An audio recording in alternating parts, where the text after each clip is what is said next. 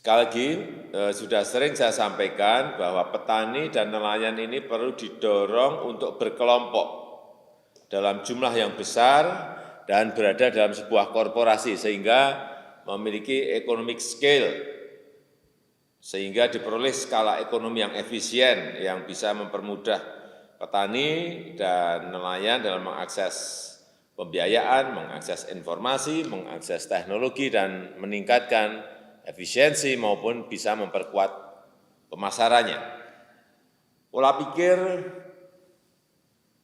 juga perlu berubah, tidak semata-mata fokus pada on-farm, tapi bergerak pada off-farm, sisi pasca panen, sisi bisnisnya, yaitu dengan membangun proses bisnis dari produksi sampai ke pasca panen.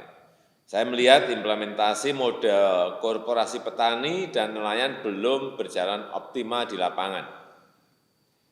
Memang kita melihat ada kelompok-kelompok tani, kelompok-kelompok nelayan, tapi belum terbangun sebuah model bisnis yang memiliki ekosistem yang bisa dilengkan, disambungkan mungkin dengan BUMN atau mungkin dengan swasta besar. Karena itu saya ingin menekankan beberapa hal.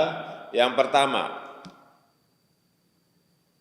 saya minta kita fokus membangun satu atau maksimal dua model bisnis korporasi petani atau korporasi nelayan di sebuah provinsi sampai betul-betul jadi.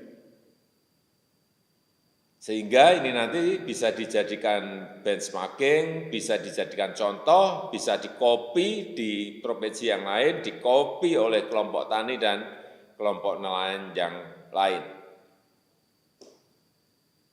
Karena belajar dari pengalaman, saya yakin akan banyak kelompok tani, kelompok nelayan lainnya mau mengkopi, mau meniru,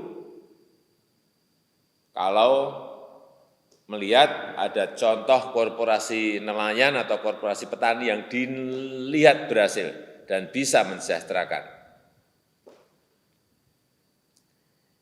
Yang kedua, juga peran BUMN, peran swasta besar atau BUMD bukan semata-mata sebagai off-taker, tapi juga bisa mendampingi mereka, mendampingi korporasi petani, mendampingi korporasi nelayan, sampai terbangun sebuah model bisnis yang betul-betul berjalan. Ini yang belum. Saya sudah perintahkan sebetulnya beberapa tahun yang lalu untuk lihat Velda di Malaysia, untuk melihat koperasi sapi di Spanyol, model-model bisnis yang bagus seperti itu gampang kita tiru, tapi saya nggak tahu sampai sekarang model tersebut belum bisa kita buat satu atau dua contohnya.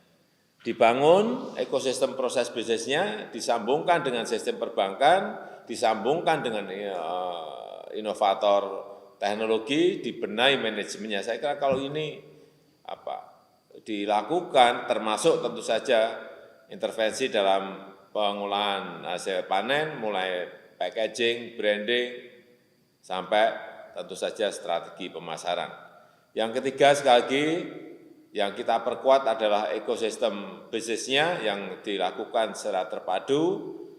Karena itu saya minta kementerian dan lembaga memperkuat ekosistem yang kondusif bagi pengembangan korporasi petani dan korporasi nelayan melalui penyiapan regulasi yang mendukung ke arah itu. Saya rasa itu yang bisa saya sampaikan. Terima kasih.